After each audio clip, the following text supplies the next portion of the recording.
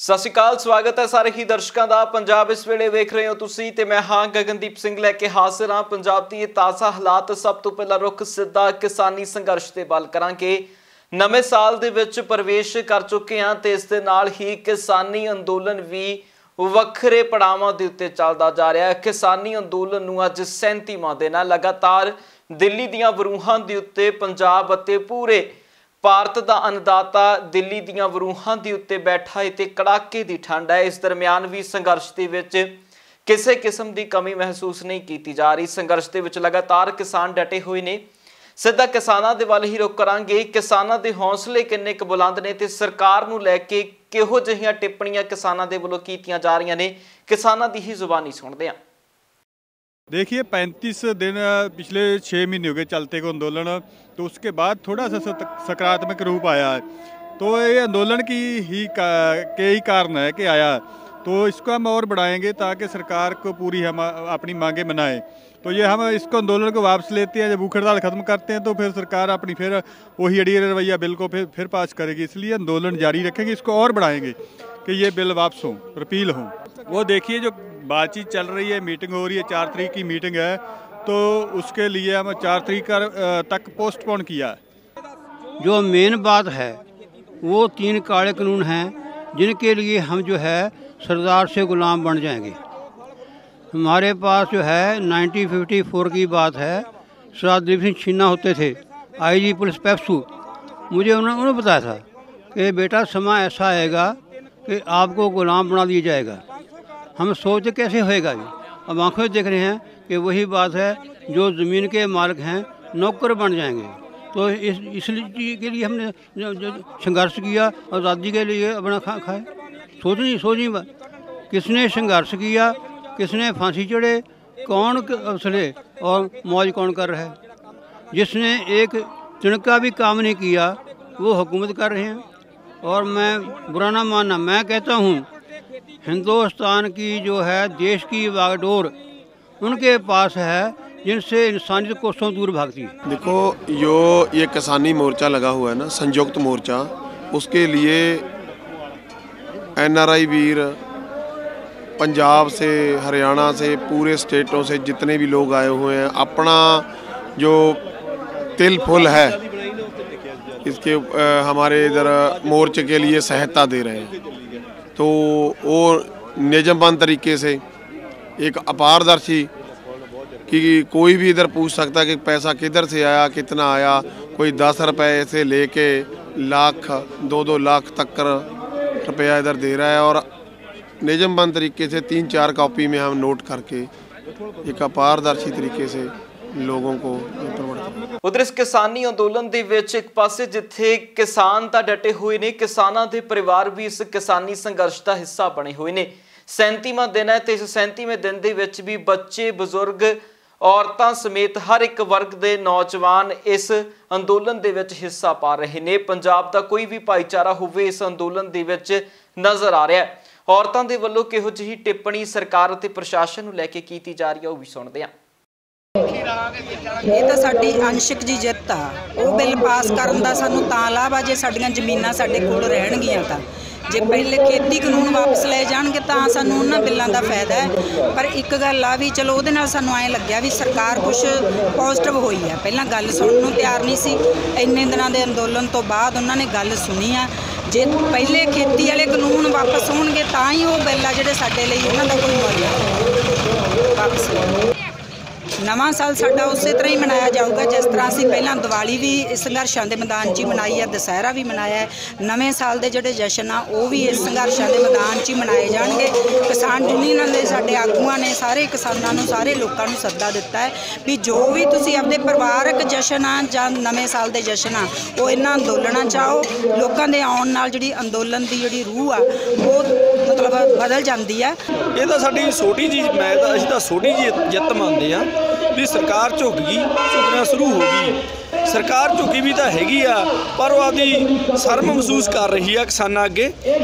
ਹੌਲੀ ਹੌਲੀ ਅਸੀਂ ਤਿੰਨੇ ਬਿੱਲ ਵੀ ਦੂਜੇ ਵਾਪਸ ਕਰਾਵਾਂਗੇ। ਜਿੰਨਾ ਚਿਰ ਸਰਕਾਰ ਉਹ ਬਿੱਲ ਵਾਪਸ ਨਹੀਂ ਕਰਦੀ, ਸਾਡੇ ਧਰਨੇ ਇਸੇ ਤਰ੍ਹਾਂ ਜਾਰੀ ਰਹਿਣਗੇ। ਸਾਡੇ ਜੋ ਵੀ ਹੁਣ ਤੱਕ ਤਿਉਹਾਰ ਲੰਘੇ ਆ, ਦੀਵਾਲੀ, ਦੁਸਹਿਰਾ ਤੇ ਲੋਹੜੀ ਵੀ ਆ ਰਹੀ ਆ ਤੇ ਨਵਾਂ ਸਾਲ ਵੀ ਆ ਰਿਹਾ, ਉਦੋਂ ਪਹਿਲਾਂ ਅਸੀਂ ਇਸੇ ਤਰ੍ਹਾਂ ਧਰਨਿਆਂ ਤੇ ਮਨਾਵਾਂਗੇ। ਜਿਹੜੇ ਅੱਗੇ ਅਸੀਂ ਸਰਕਾਰ ਦੀ ਨਲਾਇਕੀ ਕਾਰਨ ਸਾਨੂੰ ਸਾਰੇ ਤਿਉਹਾਰ ਧਰਨਿਆਂ ਤੇ ਮਨਾਉਣੇ ਪਏ, ਜਿਹੜੇ ਕਿ ਅਸੀਂ ਅੱਗੇ ਘਰੇ ਆਪਦੇ ਬੱਚਿਆਂ 'ਚ ਬਹਿ ਕੇ ਮਨਾਉਂਦੇ ਸੀ, ਉਹ ਹੁਣ ਅਸੀਂ ਧਰਨਿਆਂ ਤੇ ਮਨਾਵਾਂਗੇ। ਇਹਦੇ ਤੇ ਦੇਖੋ ਲੰਬੇ ਸਮੇਂ ਤੋਂ ਸਾਡਾ ਸੰਘਰਸ਼ ਆ ਜਿਹੜਾ ਉਹ ਚੱਲ ਰਿਹਾ ਹੈ। ਪਹਿਲਾਂ ਸਰਕਾਰ ਆ ਜਿਹੜੀ ਉਹ ਕਿਸਾਨਾਂ ਨੂੰ ਬੁਲਾ ਕੇ ਉਹ ਟਾਲ ਮਟੋਲ ਦੀ ਨੀਤੀ ਤੇ ਚੱਲਦੀ ਸੀ ਵੀ ਆਓ ਤੁਹਾਨੂੰ ਜਿਹੜੇ ਅਸੀਂ ਕਾਨੂੰਨ ਹੈ ਉਹ ਸਮਝਾ ਦਿੰਦੇ ਆ। ਤੇ ਕੱਲ ਕੁਝ ਸਿਖਾਵੇਂ ਮਾਹੌਲ ਦੇ ਵਿੱਚ ਪਹਿਲਾਂ ਦੇ ਮੁਕਾਬਲੇ ਜਿਹੜੀ ਮੀਟਿੰਗ ਹੈ ਉਹ ਹੋਈ ਹੈ। ਉਹਦੇ 'ਚ ਦੋ ਮੰਗਾਂ ਦਾ ਜਿਹੜਾ ਬਿਜਲੀ ਸੋਧ ਬਿੱਲ ਹੈ ਤੇ ਇੱਕ ਪਰਾਲੀ ਵਾਲਾ ਜਿਹੜਾ ਇਹਨਾਂ ਤੇ ਸਹਿਮਤੀ ਬਣੀ ਹੈ। ਹਜੇ ਵਾਪਸ ਲੈਣ ਵਾਲਾ ਅਗਲੀ ਗੱਲ ਹੈ, ਉਹ ਲੈਂਦੇ ਆ ਕਿ ਨਾ ਲੈਂਦੇ ਆ। ਪਰ ਸਾਡਾ ਜਿਹੜਾ ਮੇਨ ਮੁੱਦਾ ਹੈਗਾ ਉਹ ਹੈਗਾ ਜਿਹੜੇ ਖੇਤੀ ਵਿਰੋਧੀ ਕਾਲੇ ਕਾਨੂੰਨ ਲਾਗੂ ਕੀਤੇ ਆ, ਉਹ ਮੇਨ ਮੁੱਦਾ ਅਸਲ 'ਚ ਉਹ ਹੈ। ਸਾਡੇ ਕੋਲੇ ਜੇ ਪਰਾਲੀ ਵਾਲਾ ਮੁੱਦਾ ਤਾਂ ਫਿਰ ਹੀ ਰਹੂ ਨਾ ਸਾਡਾ, ਜੇ ਸਾਡੇ ਕੋਲੇ ਜ਼ਮੀਨਾਂ ਰਹਿਣਗੀਆਂ। ਜੇ ਜ਼ਮੀਨਾਂ ਹੀ ਨਹੀਂ ਰਹਿੰਦੀਆਂ ਤਾਂ ਸਾਡੀ ਪਰਾਲੀ ਨੂੰ ਅੱਗ ਕਿੱਥੇ ਲਾਉਣੀ ਹੈ। ਤੇ ਇਸ ਕਰਕੇ ਸਾਡਾ ਮੇਨ ਮੁੱਦਾ ਜਿਹੜਾ ਉਹ ਜਿਉਂਦਾ ਤਿਉਂ ਖੜਾ ਹੈਗਾ ਤੇ ਸਾਡੇ ਲੋਕਾਂ ਦੇ ਹੌਸਲੇ ਆ ਜਿਹੜੇ ਉਹ ਬੁਲੰਦ ਨੇ। ਕੋਈ ਉੱਥੋਂ ਆਉਣ ਦੀ ਕਾਹਲ ਨਹੀਂ ਕਰ ਰਿਹਾ, ਸਗੋਂ ਸਾਰੇ ਜਿੰਨੇ ਵੀ ਸਾਥੀ ਉੱਥੋਂ ਜਾ ਕੇ ਆਉਂਦੇ ਆ ਉਹ ਸਗੋਂ ਇਹ ਕਹਿੰਦੇ ਆ ਵੀ ਯਾਰ ਸਾਡਾ ਜੇ ਉੱਥੇ ਹੋਰ ਰਹਿਣ ਨੂੰ ਜੀ ਕਰਦਾ ਸੀ। ਜਾਂ ਵੱਡੇ ਕਾਫਲੇ ਆ ਜਿਹੜੇ ਉਹ ਲਗਾਤਾਰ ਉਹ ਦਿੱਲੀ ਦੇ ਵਿੱਚ ਪਹੁੰਚ ਰਹੇ ਆ। ਇਹ ਜਿਹੜੇ ਦੋ ਬਿੱਲ ਦਾ ਫੈਸਲਾ ਹੋਇਆ ਕਿਸਾਨ ਜਥੇਬੰਦੀਆਂ ਨਾਲ, ਇਹ ਮੈਂ ਸਮਝਦੀ ਹਾਂ ਵੀ ਸਾਡੇ ਸੰਘਰਸ਼ ਦੀ ਮਤਲਬ ਇੱਕ ਵਧੀਆ ਜਿੱਤ ਆ। ਤੇ ਜਿਹੜਾ ਸਰਕਾਰ ਦਾ ਬਿਹੇਵ ਸੀ ਉਹ ਵੀ ਦੇਖਣ ਨੂੰ ਮਿਲਿਆ ਕਿ ਜਿਹੜੇ ਸਾਡੇ ਲੋਕਾਂ ਨੂੰ, ਸਾਡੇ ਲੜਨ ਵਾਲੇ ਸੰਘਰਸ਼ੀ ਲੋਕਾਂ ਨੂੰ ਅੱਤਵਾਦੀ, ਵੱਖਵਾਦੀ ਜਾਂ ਟੁਕੜੇ ਗੈਂਗ ਕਹਿੰਦੇ ਸੀ, ਕਿ ਉਸ ਸਾਡੇ ਲੋਕਾਂ ਬਾਰੇ ਉਹਨਾਂ ਨੂੰ ਸਹੀ ਪਤਾ ਲੱਗਿਆ ਕਿ ਅਸਲ ਦੇ ਵਿੱਚ ਕੌਣ ਨੇ। ਇਸੇ ਕਰਕੇ ਸਰਕਾਰ ਨੇ ਉਹਨਾਂ ਦੇ ਨਾਲ ਲੰਗਰ ਵੀ ਖਾਧਾ। ਇਹ ਵੀ ਸਾਡੀ ਇੱਕ ਵੱਡੀ ਜਿੱਤ ਸਮਝਦੀ ਹਾਂ ਮੈਂ, ਤੇ ਕਿ ਅਸੀਂ ਅੱਧੀ ਜਿੱਤ ਜਿਹੜੀ ਇਹ ਪ੍ਰਾਪਤ ਕੱਲ੍ਹ ਕੀਤੀ। ਇੱਕ ਪਾਸੇ ਜਿੱਥੇ ਪੰਜਾਬੀ ਭਾਰਤ ਦੇ ਵਿੱਚ ਭਾਰਤ ਦੀ ਇਕਨੋਮੀ ਨੂੰ ਅੱਗੇ ਵਧਾਉਣ ਦੇ ਲਈ ਵੱਡਾ ਹਿੱਸਾ ਪਾ ਰਹੇ ਨੇ, ਉੱਥੇ ਹੀ ਵਿਦੇਸ਼ਾਂ ਦੇ ਵਿੱਚ ਵੀ ਪੰਜਾਬੀਆਂ ਦੇ ਕਾਰੋਬਾਰ ਸਿਖਰਾਂ ਦੇ ਉੱਤੇ ਨੇ। ਪੰਜਾਬੀਆਂ ਦੇ ਵੱਲੋਂ ਕਿਸਾਨੀ ਅੰਦੋਲਨ ਦੇ ਦੌਰਾਨ ਵੱਡੇ ਪੱਧਰ ਦੇ ਉੱਤੇ ਕਿਸਾਨਾਂ ਦੀ ਮਦਦ ਕਰਨ ਦੀ ਕੋਸ਼ਿਸ਼ ਕੀਤੀ ਜਾ ਰਹੀ ਹੈ। ਵਿਦੇਸ਼ਾਂ ਦੇ ਵਿੱਚੋਂ ਅਜਿਹੇ ਲੋਕ ਵੀ ਨੇ ਜੋ ਵਿਦੇਸ਼ਾਂ ਦੇ ਵਿੱਚੋਂ ਸਿਰਫ ਕਿਸਾਨਾਂ ਦੀ ਮਦਦ ਕਰਨ ਦੇ ਲਈ ਦਿੱਲੀ ਪਹੁੰਚਦੇ ਨੇ ਤੇ ਉੱਥੋਂ ਹੀ ਵਾਪਸ ਉਹਨਾਂ ਦੀ ਮਦਦ ਕਰਕੇ ਪਰਤ ਜਾਂਦੇ ਨੇ। ਅਜਿਹੇ ਲੋਕਾਂ ਦੇ ਨਾਲ ਤੁਹਾਨੂੰ ਰੂਬਰੂ ਕਰਾਵਾਂਗੇ ਜਿਨ੍ਹਾਂ ਲੋਕਾਂ ਦੇ ਵੱਲੋਂ ਸਿਰਫ ਕਿਸਾਨੀ ਮਦਦ ਦੇ ਲਈ ਹੀ ਭਾਰਤ ਆਉਣ ਦਾ ਪਲਾਨ ਬਣਾਇਆ ਗਿਆ ਸੀ। ਕੇਂਦਰ ਦੇ 3 ਖੇਤੀ ਆਰਡੀਨੈਂਸਾਂ ਦੇ ਖਿਲਾਫ ਕਿਸਾਨਾਂ ਵੱਲੋਂ ਜੋ ਧਰਨਾ ਦਿੱਲੀ ਵਿਖੇ ਪ੍ਰਦਰਸ਼ਨ ਕੀਤਾ ਜਾ ਰਿਹਾ ਹੈ, ਅੱਜ ਅਸੀਂ ਕੈਨੇਡਾ ਦੀਆਂ ਸੰਗਤਾਂ ਦੇ ਸਹਿਯੋਗ ਨਾਲ ਜਤਿੰਦਰ ਜੇ ਮਨਹਾਸ ਉਹਨਾਂ ਦੇ ਵਿਸ਼ੇਸ਼ ਉਪਰਾਲੇ ਨਾਲ ਅਸੀਂ ਵੀ ਅੱਜ ਦਿੱਲੀ ਜਾ ਰਹੇ ਹਾਂ। ਆਪਣੇ ਭਰਾਵਾਂ ਦੀ ਹਮਾਇਤ ਕਰਾਂਗੇ। ਉਹਨਾਂ ਦੀ ਸਿਹਤ ਜੋ ਮੈਡੀਕਲ ਕੈਂਪ ਹੈ ਲਾਇਨਸ ਆਈ ਹਸਪੀਟਲ ਵੱਲੋਂ ਲਗਾਇਆ ਜਾਏਗਾ, ਚੈੱਕਅਪ ਵੀ ਹੋਵੇਗਾ, ਗਰਮ ਕੱਪੜੇ ਵੀ ਦੇਵਾਂਗੇ ਤੇ ਪੂਰੀ ਤਰ੍ਹਾਂ ਨਾਲ ਸਾਰਾ ਪੰਜਾਬ ਜੋ ਹੈ ਕਿਸਾਨਾਂ ਦੇ ਨਾਲ ਹੈ। ਅਸੀਂ ਮੋਦੀ ਸਾਹਿਬ ਨੂੰ ਇੱਕ ਵਾਰ ਫੇਰ ਬੇਨਤੀ ਕਰਦੇ ਹਾਂ ਕਿ ਆਪਣੇ ਕਾਨੂੰਨਾਂ ਤੇ ਨਜ਼ਰਸਾਨੀ ਕਰਨ, ਇਹਨਾਂ ਨੂੰ ਵਾਪਸ ਲੈਣ ਤਾਂ ਜੋ ਪੰਜਾਬੀਅਤ ਅਤੇ ਕਿਸਾਨੀ ਨੂੰ ਬਚਾਇਆ ਜਾ ਸਕੇ। ਉਧਰ ਦਿੱਲੀ ਦੇ ਜੰਤਰ ਮੰਤਰ ਦੇ ਉੱਤੇ ਪੰਜਾਬ ਦੇ ਸੰਸਥਾ ਅਤੇ ਵਿਧਾਇਕਾਂ ਦਾ ਵੀ ਧਰਨਾ ਲਗਾਤਾਰ ਜਾਰੀ ਹੈ ਤੇ ਇਹ ਲਗਾਤਾਰ ਬੀਤੇ 25 ਦਿਨਾਂ ਤੋਂ ਸੰਘਰਸ਼ ਦੇ ਉੱਤੇ ਉੱਥੇ ਡਟੇ ਹੋਏ ਨੇ ਤੇ ਇਹਨਾਂ ਦੇ ਵੱਲੋਂ ਮੰਗ ਹੈ ਕਿ ਕਿਸਾਨੀ ਮੰਗਾਂ ਨੂੰ ਜਲਦ ਤੋਂ ਜਲਦ ਪੂਰਾ ਕੀਤਾ ਜਾਵੇ। ਇਸ ਦਰਮਿਆਨ ਵੱਖ-ਵੱਖ ਕਾਂਗਰਸ ਦੇ ਸੀਨੀਅਰ ਆਗੂ ਇਹਨਾਂ ਸਾਰੇ ਵਿਧਾਇਕਾਂ ਤੇ ਸੰਸਥਾ ਨੂੰ ਮਿਲਣ ਦੇ ਲਈ ਪਹੁੰਚ ਰਹੇ ਨੇ, ਜਿੱਥੇ ਇਹਨਾਂ ਦੀ ਹੌਸਲਾ ਅਫਜ਼ਾਈ ਵੀ ਕੀਤੀ ਜਾਂਦੀ ਹੈ ਤੇ ਸਰਕਾਰ ਤੋਂ ਵੀ ਮੰਗ ਕੀਤੀ ਜਾਂਦੀ ਹੈ ਕਿ ਨਾ किसानी मंगों जल्द मनिया जाए। देखिए 4 में से 2 मुद्दों पर सहमति बन गई, अच्छी बात है। कल किसी ने कुछ कहा कि दुम तो खींच ली आपने और हाथी जो है वो अभी भी फंसा हुआ है। किसान को भी तो कुछ कहने दीजिए, हर चीज़ आप ही कहेंगे, हर चीज़ सरकार ही कहेगी कि कितने पर सहमति हुई कितने पे नहीं हुई। जो किसान की जान जिस चीज़ में है उस पर तो बात भी नहीं हुई, उस पर तो बात भी नहीं हुई। छोटी मोटी चीज़ें आपने इधर उधर फैलाकर और उस पर सहमति करवा ली तो होनी थी, वो तो होनी ही थी। लेकिन असल जो बात जिसमें जान है किसान की वो MSP की बात है, और वो जो पूरा ढांचा है, जिससे कि MSP सुरक्षित हो पाएगा और जिससे कि जो सरकार खरीद करती है वो सुरक्षित रहेगी, जो अनाज की खरीद सरकार करती है वो सुरक्षित रहेगी। ये सारी बातें हैं जिस पर अभी चर्चा कहाँ हुई है, चर्चा होगी तब देखा जाएगा।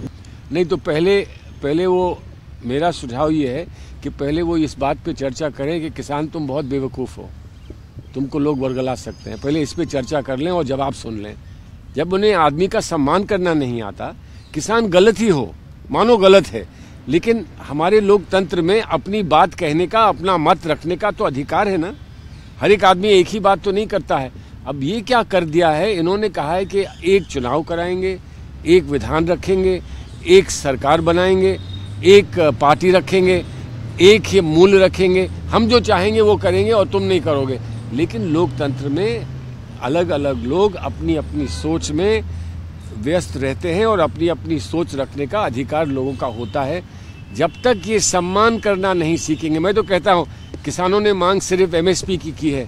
मैं तो कहता हूँ कि मैं अगर किसान नेता होता, मैं किसान नेता नहीं हूँ, मैं समर्थन दे रहा हूँ किसानों को, तो मैं तो किसानों से निवेदन करता कि आप सरकार से कहो कि हमारी पहली मांग है सम्मान करो।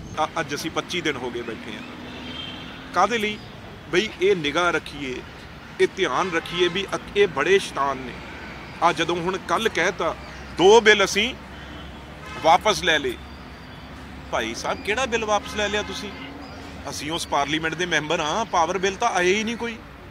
ਪਾਰਲੀਮੈਂਟ 'ਚ ਕਿਹੜਾ ਬਿੱਲ ਵਾਪਸ ਤੁਸੀਂ ਲੈ ਲਿਆ? ਉਹ ਤਾਂ ਹਜੇ ਆਉਣਾ, ਹਜੇ ਤਾਂ ਉਹ ਗੱਲ ਡਰਾਫਟਿੰਗ ਹੋ ਰਹੀ ਸੀ ਉਹਦੀ। ਦੂਜਾ ਤੁਸੀਂ ਪਰਾਲੀ ਵਾਲੀ ਗੱਲ ਕੀਤੀ ਹੈ, ਪਰਾਲੀ ਵਾਲਾ ਵੀ ਕੋਈ ਪਾਰਲੀਮੈਂਟ 'ਚ ਨਹੀਂ ਆਇਆ ਸੀ, ਉਹ ਤਾਂ ਬਾਅਦ 'ਚ ਇਹਨਾਂ ਨੇ ਆਪਣਾ ਜਿਹੜਾ ਉਹ ਹਜੇ ਗੱਲਾਂ ਗੁੱਲਾਂ ਕਰ ਰਹੇ ਸੀ। ਇੱਕ ਵੀ ਅਸੀਂ ਪੰਜਾਬ ਦੇ ਵਿੱਚ ਕਿਸੇ ਤੇ 1 ਕਰੋੜ ਰੁਪਈਆ ਜਾਂ ਉਹਨੂੰ ਜੁਰਮਾਨਾ ਹੋਣ ਦਿੱਤਾ 2 ਸਾਲ ਦੀ ਕੈਦ। ਇਸ ਕਰਕੇ ਤੁਸੀਂ ਬਿਲਕੁਲ ਭੋਲੇ ਭਾਲੇ ਕਿਸਾਨਾਂ ਨੂੰ ਗਮਰਾਹ ਨਾ ਕਰੋ ਕਿ ਸਾਨੂੰ ਸਭ ਪਤਾ ਤੁਹਾਡੇ ਹੱਥ ਕੰਡੇ ਕੀ ਨੇ। ਤੁਹਾਨੂੰ ਮਤਲਬ ਕਿਸਾਨਾਂ ਦੇ ਨਾਲ ਨਹੀਂਗਾ, ਕਿਸਾਨਾਂ ਦੇ ਬਿੱਲਾਂ ਨਾਲ ਨਹੀਂਗਾ। ਤੁਸੀਂ ਸਿਰਫ ਆ ਜਿਹੜਾ 25 ਲੱਖ ਬੰਦਾ ਬੈਠਾ, ਤੁਹਾਡਾ ਦਿਮਾਗ, ਤੁਹਾਡਾ ਛੜਯੰਤਰ ਇਸ 'ਚ ਲੱਗਿਆ ਹੋਇਆ ਵੀ ਕਿਵੇਂ ਇਹਨਾਂ ਦੇ ਲੀਡਰਾਂ ਨੂੰ ਤੇ ਕਿਸੇ ਤਰੀਕੇ ਨਾਲ ਅਸੀਂ ਇਹਨਾਂ ਨੂੰ ਪੰਜਾਬ ਵਾਪਸ ਭੇਜ ਦਈਏ। ਬਿਲਕੁਲ ਵੀ ਤੁਹਾਡੇ ਤੇ ਪ੍ਰੈਸ਼ਰ ਜਿਹੜਾ ਉਹ ਨਾ ਤੁਹਾਡੇ ਧਿਆਨ 'ਚ ਬਿੱਲ ਨੇ, ਸਿਰਫ ਤੁਸੀਂ ਇਹ ਸਾਰੇ ਕਿਸਾਨਾਂ ਨੂੰ ਉਰਿਓਂ ਵਾਪਸ ਭੇਜਣਾ ਚਾਹੁੰਦੇ ਹੋ ਤੇ ਆਪਣੇ ਪ੍ਰੈਸ਼ਰ ਤੋਂ ਜਿਹੜਾ ਹੈ ਉਹ ਆਰਾਮ ਨਾਲ ਹੋਣਾ ਚਾਹੁੰਦੇ ਹੋ, ਹੋਰ ਕੋਈ ਗੱਲ ਨਹੀਂ ਤੁਹਾਡੀ। ਹੁਣ ਤੁਸੀਂ, ਮੈਨੂੰ ਇਹ ਵੀ ਪਤਾ ਹੈ ਤੁਸੀਂ ਹੁਣ 2-3 ਗੱਲਾਂ 4 ਤਰੀਕ ਨੂੰ ਮੀਟਿੰਗ 'ਚ ਕਿਸਾਨ ਕਿਤੇ ਲੀਡਰ ਨੇ ਜਿਹੜੇ ਉਹ ਸਮਝਦੇ ਨਹੀਂ ਗੇ, ਉਹਨਾਂ ਦੀ ਵੀ ਤਿਆਰੀ ਆ, ਕੱਲ ਮੀਟਿੰਗ ਕਰ ਰਹੇ ਆ, ਵੱਡੇ ਵੱਡੇ ਵਕੀਲ ਬੁਲਾਏ ਆ ਉਹਨਾਂ ਨੇ। ਤੁਸੀਂ ਉੱਥੇ 2-3 ਗੱਲਾਂ, MSP ਰਹੇਗੀ ਜੀ, ਮੰਡੀ ਰਹੇਗੀ ਜੀ, ਅਸੀਂ ਆ ਦੋਨੋਂ ਚਾਰੋਂ ਚੀਜ਼ਾਂ ਲਿਖ ਕੇ ਅਸੀਂ ਕੋਰਟ 'ਚ ਦੇ ਦਿੰਦੇ ਆ 5 ਤਰੀਕ ਨੂੰ, ਕਿਉਂਕਿ 4 ਨੂੰ ਕੋਰਟ ਖੁੱਲ੍ਹ ਰਹੇ ਆ। ਇਹ ਐ ਨਹੀਂ ਹੋਣਾ, ਐ ਨਹੀਂ ਹੋਣਾ। ਬੇਸ਼ੱਕ ਕਿਸਾਨ ਮੁੜ ਜਾਣਗੇ, ਫਿਰ ਕਿਸਾਨ ਤੁਹਾਨੂੰ ਬਖਸ਼ ਦੇਣਗੇ, ਜਿਹੜਾ ਤੁਸੀਂ ਉਹਨਾਂ ਨਾਲ ਕੀਤਾ ਹੈ ਉਹ ਭੁੱਲ ਜਾਣਗੇ। ਐ ਤਾਂ ਤੁਸੀਂ ਕੱਲ ਨੂੰ ਫਿਰ ਨਵੇਂ ਮਿਲ ਬਣਾ ਦੋਗੇ ਉਹਨਾਂ ਦੇ ਉਲਟ।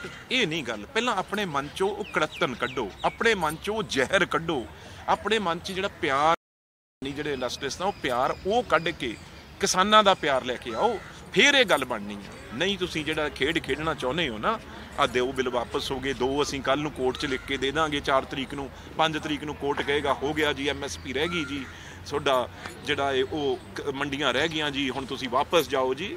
ਇਹ ਹਜੇ ਲੰਬੀ ਲੜਾਈ ਆ।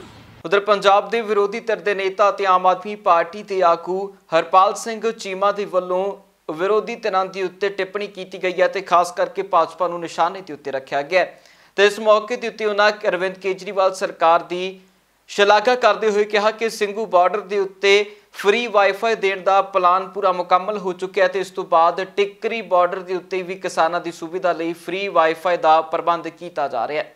देखो आम आदमी पार्टी लगातार जी वाईफाई लगाने की प्रक्रिया है शुरू हो चुकी है। कल 10-15 जगह पर कल लग चुके थे। लगातार जिथे भी किसान बैठे ने जिथे भी समस्या आ रही है, आम आदमी पार्टी जी बतौर सेवादार वाईफाई का काम लवाने का काम कर रहे हैं।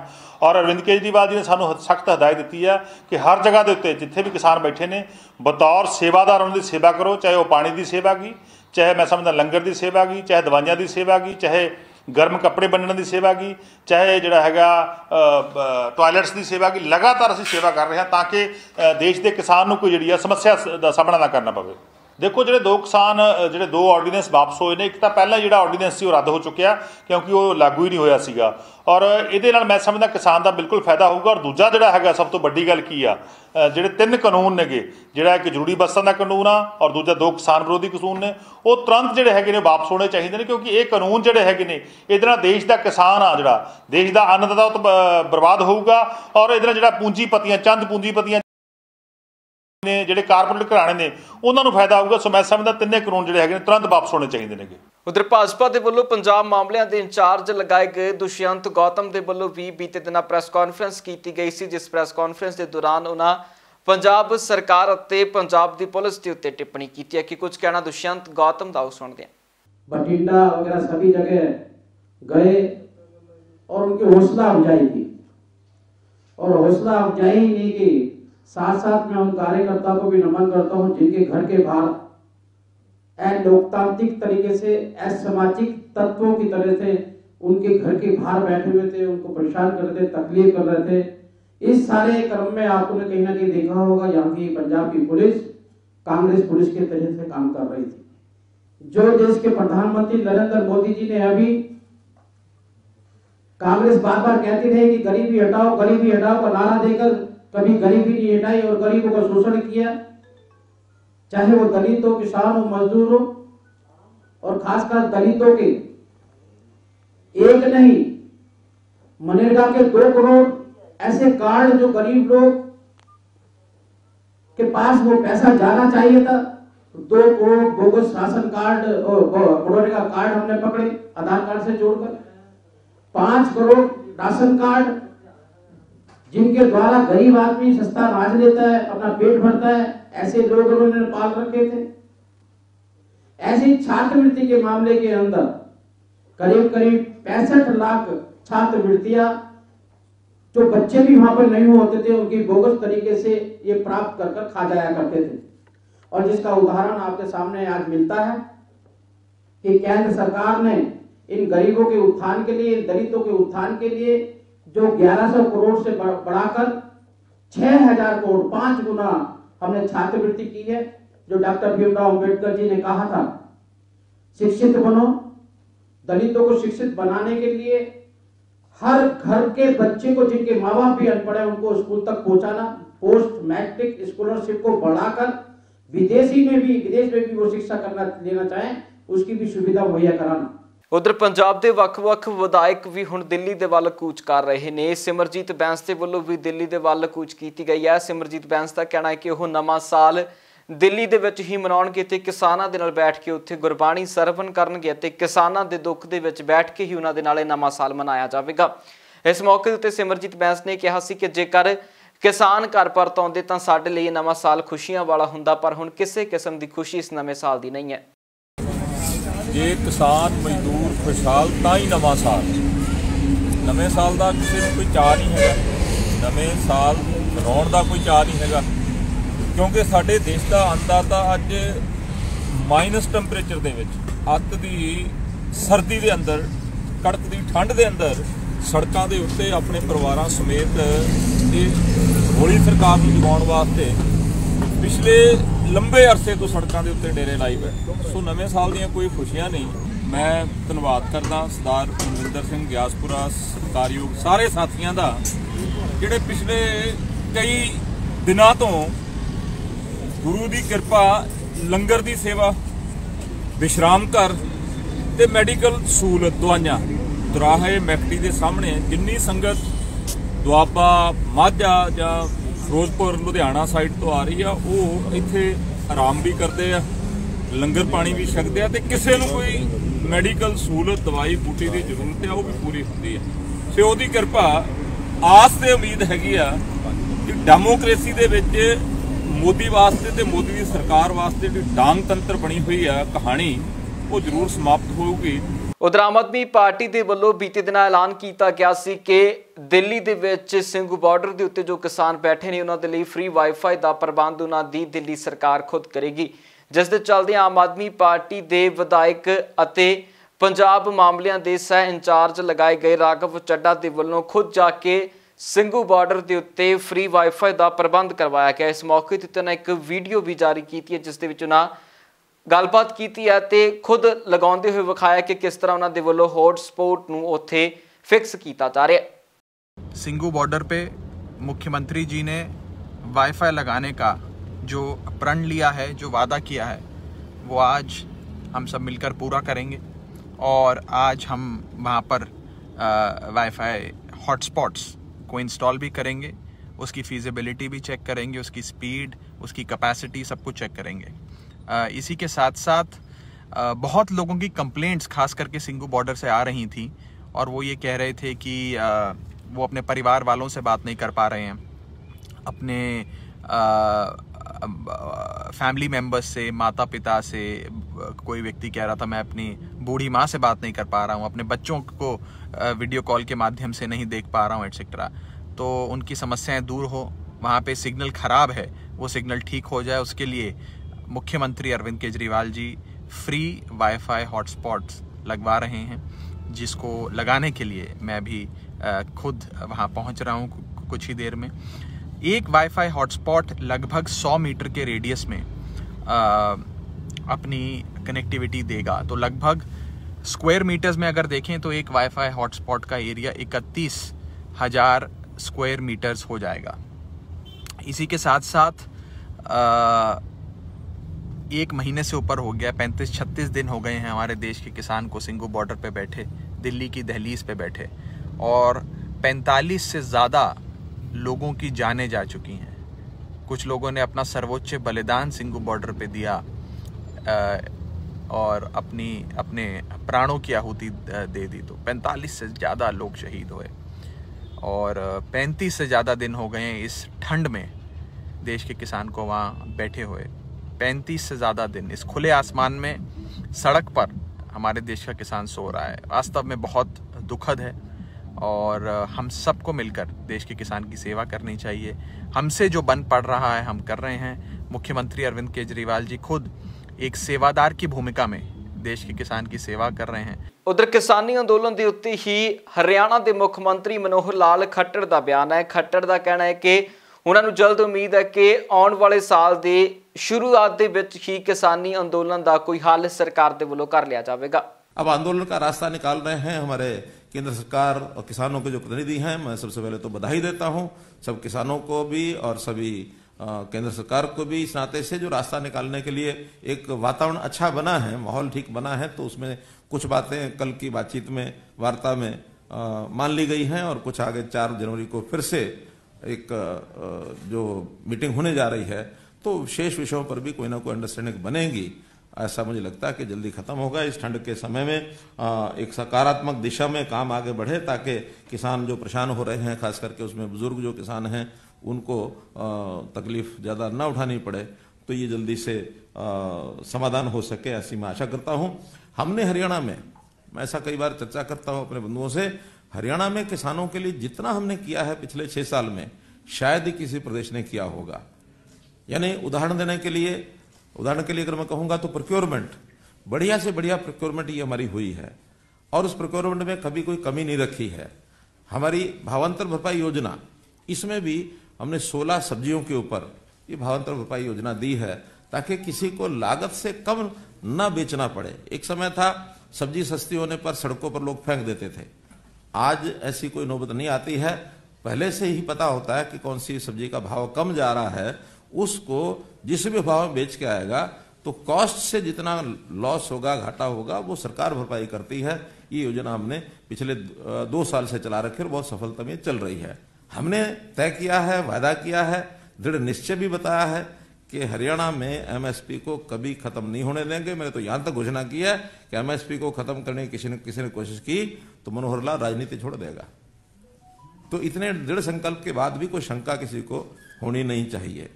तो इस प्रकार से हमने किसानों के लिए, बागवानी के जो किसान हैं इनका पहले बीमा योजना में बहुत थोड़े ही बगीचे जो उसमें आते थे, सब्जियां और बागवानी की फसलें नहीं आती थी। हमने मुख्यमंत्री बागवानी बीमा योजना, एक नई योजना बनाई है। इसमें 2.5% का जो चार्जेस लेकर के उस जो किश्त है और 30,000 सब्जियों के लिए, 40,000 रुपया किसी बगीचे के लिए, फल के लिए, ये इस प्रकार का हमने मुआवजा जो है देने की ये घोषणा की है और इसको बहुत सराहा जा रहा है। उधर पंजाब के मुख्य मंत्री कैप्टन अमरिंदर सिंह दे वल्लों विद्यार्थियों को नवे साल का तोहफा दिता गया है। कैप्टन अमरिंदर सिंह ने एक वर्चुअल कॉन्फ्रेंस का आयोजन करवा के विद्यार्थियों को 43,000 स्मार्टफोन वंडे ने। इस मौके उत्ते उन्होंने दस्सिया कि उन्होंने वल्लों 1.5 लाख तो ज़्यादा स्मार्टफोन विद्यार्थियों को वंडे जा चुके हैं। प्राइवेट स्कूलों पढ़ने वाले बच्चे ते नाल दे सूबे च पढ़ने वाले बच्चों नाल कंपीट कर सकन, उस करके सर आपा प्रोग्राम चालू किया कि मैनूं खुशी है कि इस स्मार्ट प्रोग्राम के तीजे फेज दे विच आपा अंदाजन 1,75,442 बच्चों को जिहड़े 12वीं क्लास विच पढ़दे आ उन्हां नूं मोबाइल फोन्स पहला आपा 2 फेजेस दे विच पहला 80,000 फोन आपा डिस्ट्रीब्यूट कीता सी सर, ते अज आपा रिमेनिंग फोन्स 50,000 डिस्ट्रीब्यूट करके सारे पंजाब के सरकारी स्कूलों च पढ़ने वाले 12वीं क्लास के 1,75,448 बच्चों को सर स्मार्टफोन्स देने वास्ते आज टीचा मुकम्मल कर रहे हैं। पंजाब इस वेले दे विच फिलहाल दे लिए इन्हां ही नवे साल दीयां शुभकामनावां दे नाल तुहाडे तो इजाजत लवांगे। बहुत बहुत धन्नवाद।